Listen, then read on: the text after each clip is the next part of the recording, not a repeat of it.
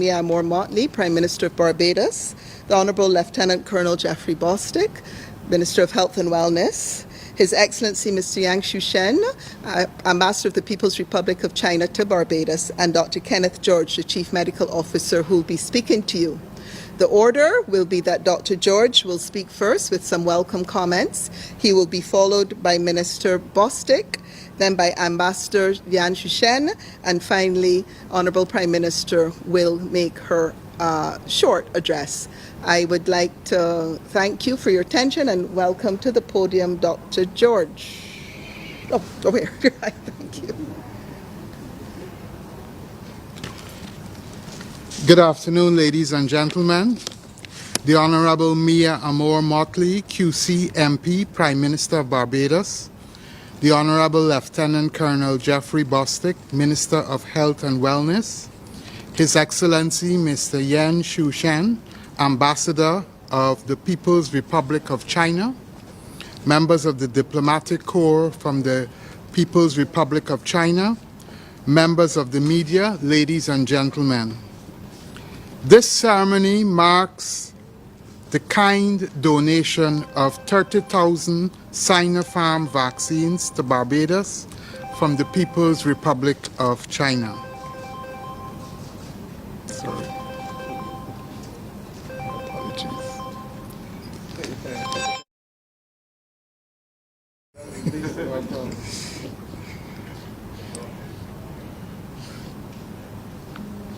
Yes, let me start over.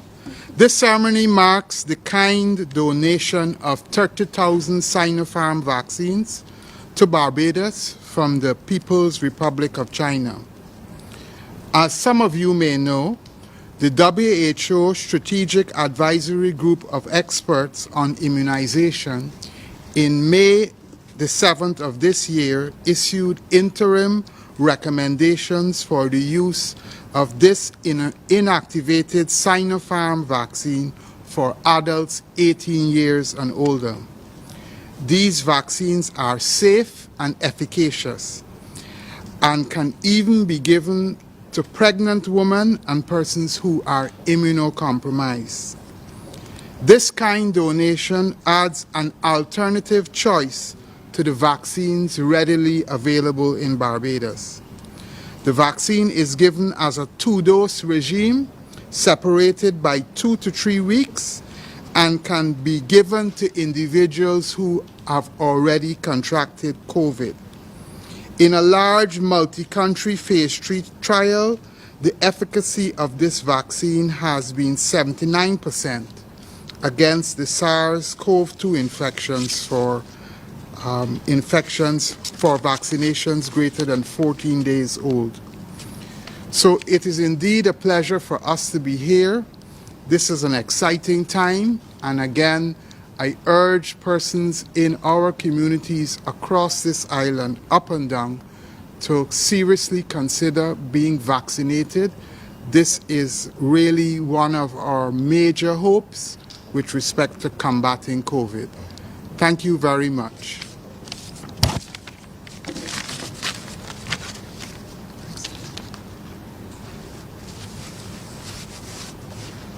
Mr. Bostick.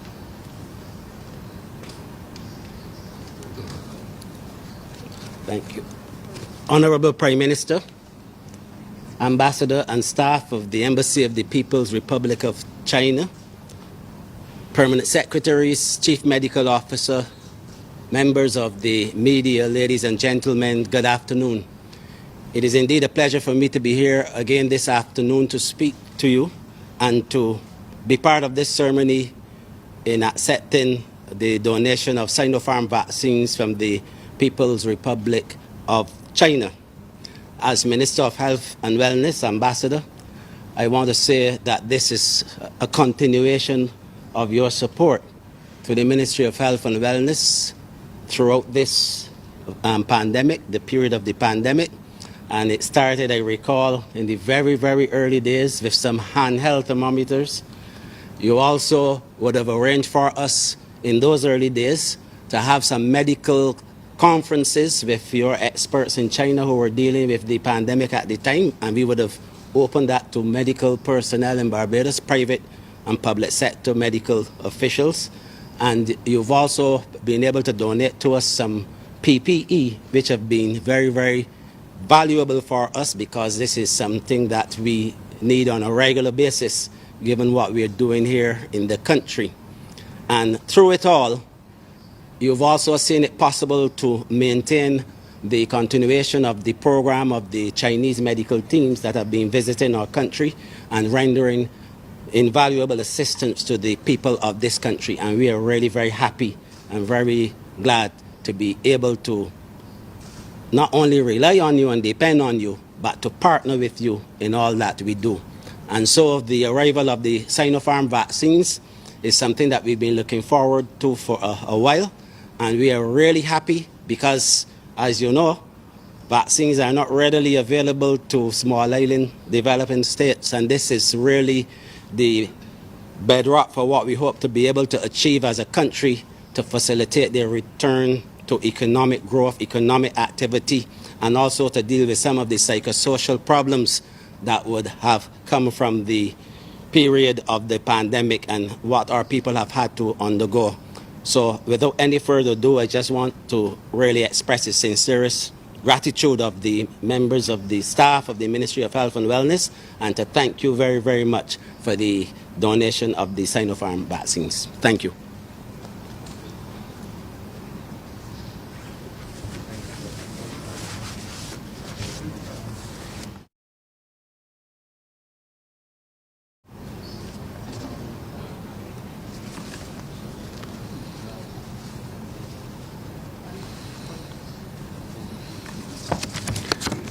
Thank you. Your Honorable Mia Motley, Prime Minister of Barbados. Your Honorable Lieutenant Colonel Jeffrey Bostic, Minister of Health and Wellness. Dr. Kenneth George, Chief Medical Officer of the Ministry of Health and Wellness. PS of the Ministry of Foreign Affairs and Foreign Trade, Simon Rudder, and PS, acting PS of the Ministry of Health and Wellness, Sherling Arling. Distinguished guests, friends from media, ladies and gentlemen, good afternoon. I'm glad to attend this ceremony of receiving the China's vaccines donated to Barbados by the government of the People's Republic of China at Grantley Adams International Airport. Please allow me first to express my gratitude to Honorable Prime Minister Mia Motley for your presence. After COVID-19 broke out, President Xi Jinping and Prime Minister Mia Motley have exchanged letters expressing determination of the two countries to join hands in fighting the virus and providing from each other support to each other. This batch of vaccines donated by China is another concrete action of China-Barbados cooperation of fighting COVID-19, which is a shared concern by President Xi Jinping and Prime Minister Mia Motley. I would also like to say thanks to the Ministry of Health and Wellness, Ministry of Foreign Affairs and Foreign Trade, and Grantley Adams International Airport, as well as the Custom Clearance Company.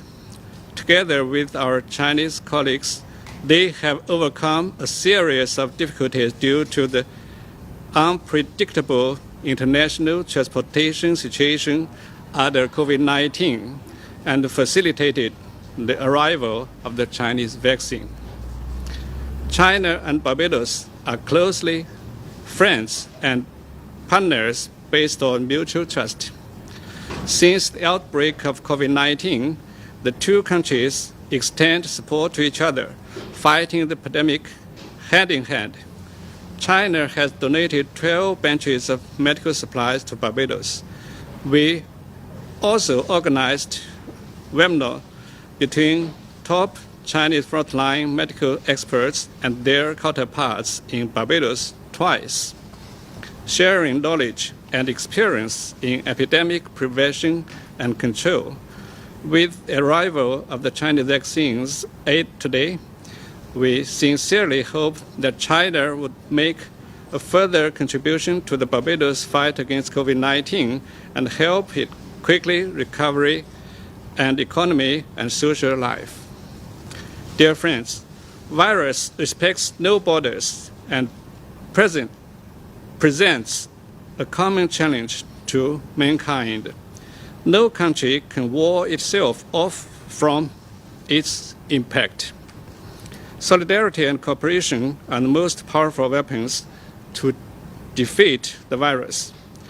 While combating COVID-19 domestically, China is actively engaged in international cooperation, providing support to the best of its ability to the international community, developing countries in particular.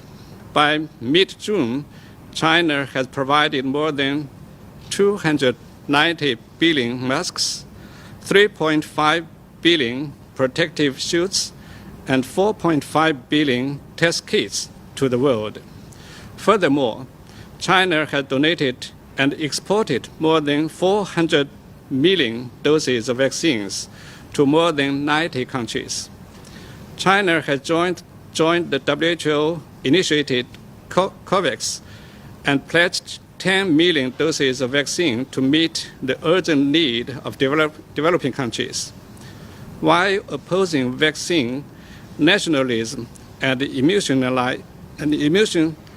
immunization gap, China announced support for waiving intellectual property rights or COVID-19 vaccines, with the view of making vaccines more accessible and affordable in developing countries, promoting fair international distribution of vaccines and building a global shield against the virus. China will remain committed to supporting Barbados in its ongoing effort to contain the pandemic and restore normalcy. On 1st of July, which is 2 days ahead, China will warmly celebrate the centenary of the founding of the Communist Party of China, a party dedicating to the long-time cause of the Chinese nation. It is right in its prime at its centenary. Based on tremendous achievements of the first centenary goal, China is embarking on a new journey of comprehensively building a modern socialist country. The Communist Party of China adheres to its original aspiration and mission, seeking happiness for the Chinese people and rejuvenation for the Chinese nation. Furthermore, we are ready to work together with all other countries, including Barbados, to build a community with a shared future for the mankind. Thank you.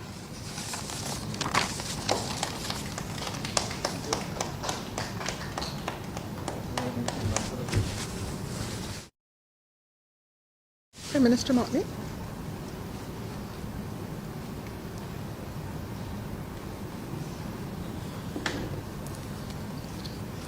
Thank you very much, P.S. Rudder. Good afternoon, ladies and gentlemen.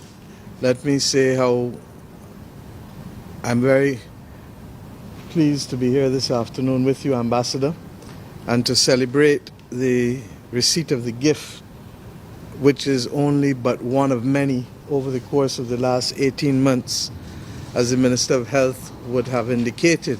And I'd like to thank you, your government, President Xi Jinping, and all of the persons who were involved in the Ministry of Health on our side in order to be able to facilitate this moment this afternoon.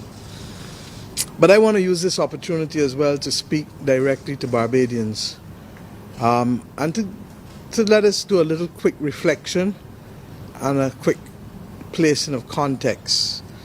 Look behind me. This is Grantley Adams International Airport. Normally at 2 o'clock on an afternoon, You can't find anywhere to sit in here, far less move about easily. And this is a sign of the different world in which we find ourselves living today. I want to reflect on a saying that we have in Barbados that has carried me throughout this entire journey and that of my government. And that saying is, what ain't catch you, ain't pass you. And what do I really mean by that? A few weeks ago, the people of Australia were a model for those of us looking on with respect to people who were managing COVID. Today, as we speak in Australia, they are struggling to be able to contain the spread in parts of Australia. A few weeks ago, St. Kitts was a model in the Caribbean. Today, as we speak, St. Kitts is in perhaps one of the most comprehensive lockdowns for days at a time, not hours at a time. And I start from there because I really feel that even though we have turned the corner from the worst moments, we must not let down our guard. And we must not let our guard down at all, because we are as good as the action that we take in the next minute, whether it is with respect to wearing masks. And I'm happy that the CDC has come out, and sorry, not the CDC, the WHO has come out and made it very, very clear that even vaccinated persons should continue to wear masks, especially in the absence of herd immunity. But I want to contextualize it further for the average Barbadian, because you would have heard over the course of the last week, even as we prepare for some freeing up and removal of restrictions going forward, you would have heard a number of persons who the Minister of Health would have shared with you would have been positive with COVID-19. And what is the most important fact about those people? All of them. It is that all of them remained without a vaccination. Every last one of them without a vaccination. Now, it does not mean that you cannot catch COVID with a vaccination, and we know that. But the chances of catching it are much, much less. And I have therefore to ask us today as a nation and as a people, how do we pick sense from what is happening before us? Because we're not foolish. And we have the capacity, Barbadians more than most, have the capacity to reason and to look and to pick sense from things for yourself. And what is it that I want you to reflect on? Those of you who are listening to me and those who may read what I'm saying, you have life. You have life. You can breathe. You can move about. You can hug. You can do all of the things that the gift of life gives us. But we equally have a virus that we don't need to do anything to catch it. We've learned we don't even need to leave your house to catch it. There are some elderly persons in particular who have said they have not left their home, but because of goods or people coming into the house, they have been exposed to it. And in some instances, it has not been good, as we all know. But if you have life in your hand, and you don't have to go anywhere to catch it, you have to ask yourself, how do I protect myself? And we have given you, across the world, a tool to be able to protect yourself. A tool that allows you, even if you caught it, because your chances of catching it are far less with the vaccination than they are without it. And we all know that now. I think everybody knows that, correct? But if you catch it, what is more important, as Dr. George will tell you and others, is that your chances of becoming seriously ill are small, are minuscule. In other words, by taking the one thing that you can take, you can make a difference to the quality of your life, that of your children, your parents, your aunt, your uncle, your family, all of you. And the only thing standing between you and protecting your family and yourself is the decision to take the vaccination. I took it. I good. Nothing happened to me. Jeffrey took it. He good. Nothing happened to him. The majority of people in this room have taken it. Not true? Not true? Including the majority of you in the media. Not true? Tell this story, because if you don't tell this story, people can feel that it is just a small group of people that want people to take it.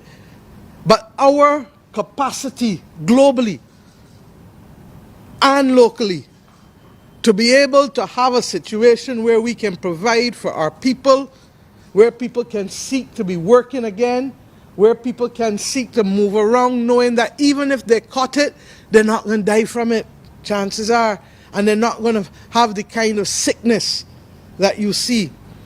And therefore, what I am saying to you is that if you know you have access to the one tool that can protect you, do you continue to stand outside the house and say you don't want to go in the house to access that tool and leave yourself completely vulnerable to this thing that you don't have to go anywhere to catch it?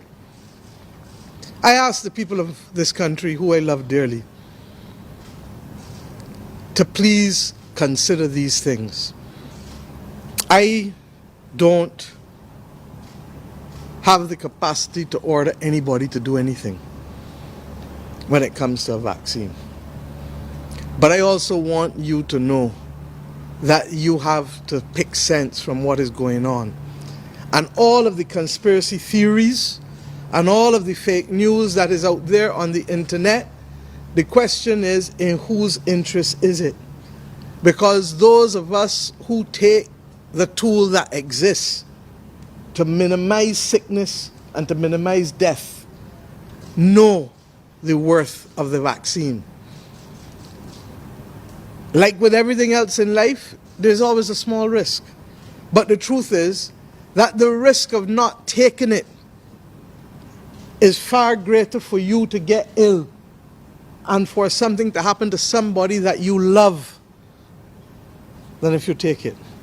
And it is against that background I have come here today not to give a long speech, to say thank you to our brothers and sisters in the People's Republic of China, but equally to say to Barbadians that we know how to pick sense from things.